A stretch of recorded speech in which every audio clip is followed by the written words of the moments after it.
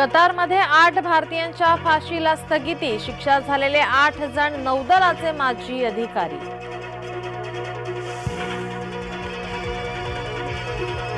ईडीच्या रडारवर प्रियंका गांधी, आर्थिक गैरव्यवहार प्रकरणी प्रियंका गांधींचं नाव।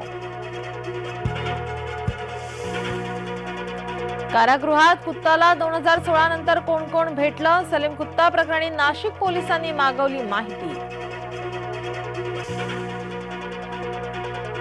सुनील केदार यांची तब्येत ठणठणीत, रुग्णालयातून केदार थेट कारागृहात।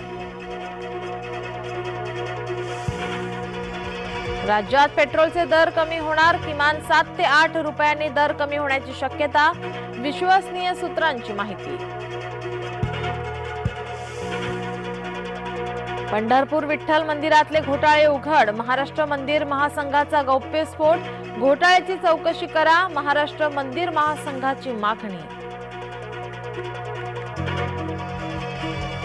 राम प्राण प्रतिष्ठापनेच्या दिवशी राज्यात होणार उत्सव, मुख्यमंत्री आणि राज ठाकरेंच्या भेटीत एकमत।